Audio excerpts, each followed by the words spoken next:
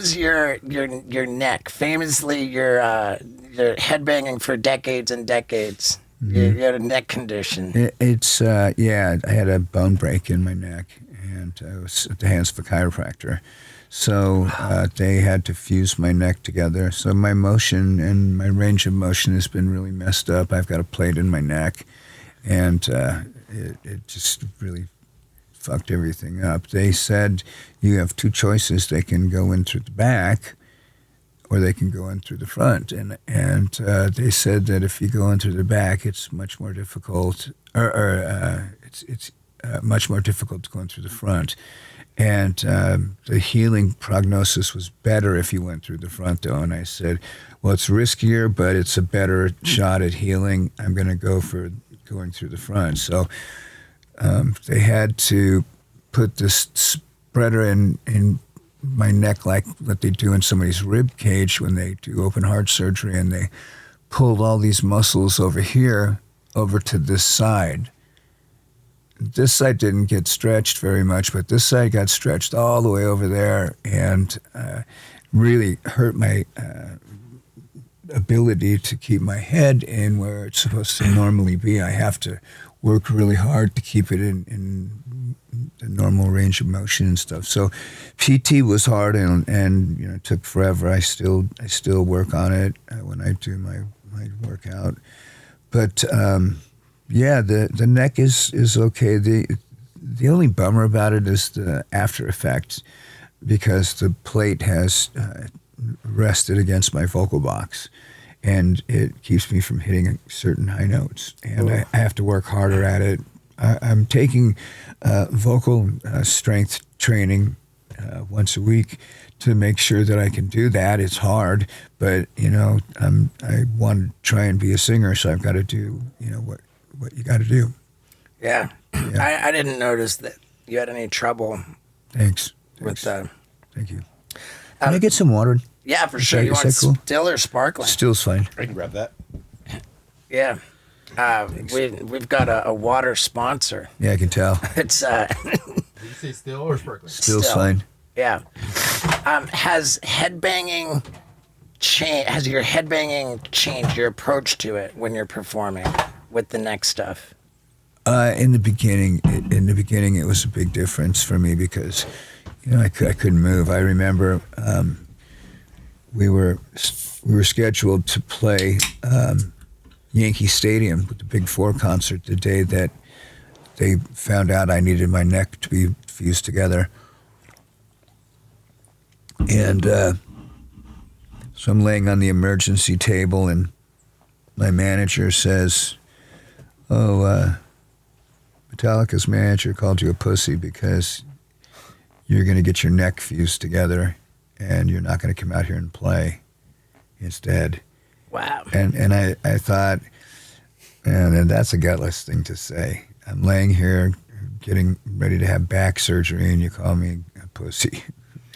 So I had the doctor stitch me up, inject me full of all kinds of steroids and shit. I went and played the concert, and then I went back and I had the surgery. But it turned out great as far as healing's concerned. The only problem is when you have a vertebra and the motion in between it stops, the motion above it and below it has to do extra work. Uh-huh. So eventually those two vertebrae will also need some kind of special care and attention. Wow. I don't plan on headbanging for another 30 years. So I'm already 63, so I figure, if I play another 5, 10 years, 15 years, whatever, then that's a good run. I love that headbanging is not optional. You can't. It's a kind of a feeling you just can't help. Yeah. That's great. And the fact of it, I could imagine like logic dictating that maybe you learn to play without headbanging, but that's not an option. You can, and I do a lot of times, but it's for me. My foot kind of taps a little bit. If I'm sitting down, it's always tapping. If I'm standing up, sometimes my leg will bounce a little bit, but it doesn't happen all the time. When the show's on and the lights are going and everything, and people are cheering and clapping and stuff like that, it's kind of hard not to because you see them and it's kind of this undulating movement that's taking place, and it's very contagious. For sure. You know, it occurs to me that I'd like to stop being rude and introduce my co-host Scott Randolph. Hi. And then over here, Vinny is off camera, and Isaac's off camera too. But these are my boys. These are the crew. When I was at your show in Nashville, you you acknowledged.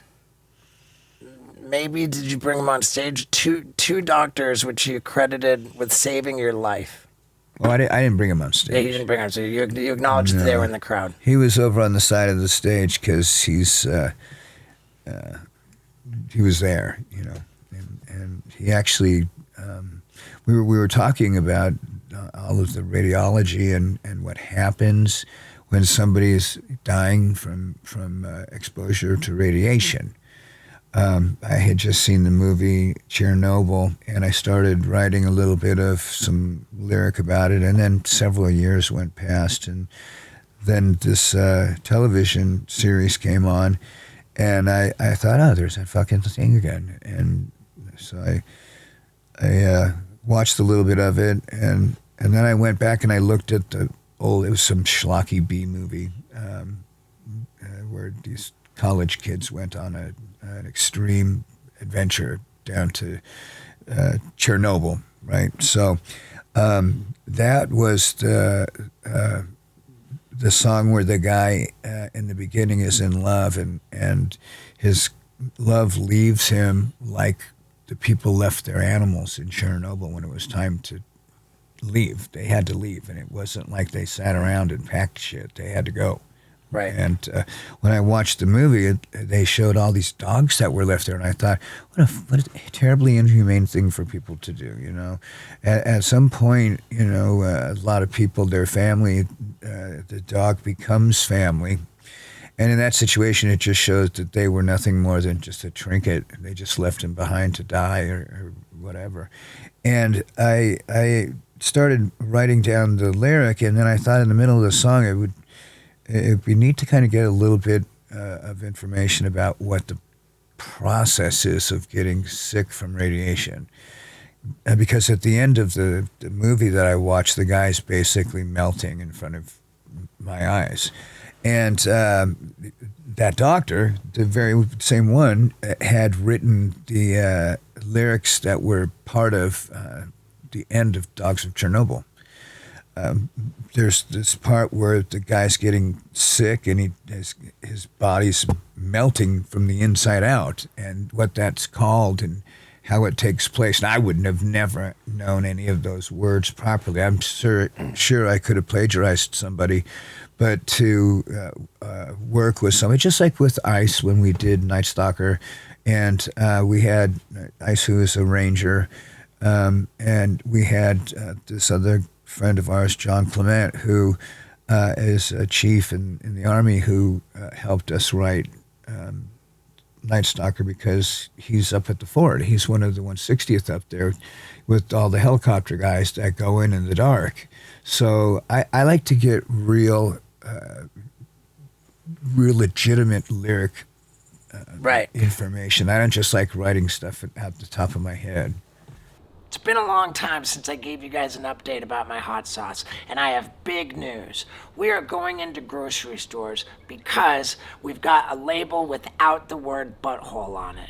And I know that might be upsetting to a lot of you, but the butthole version is still available on Amazon.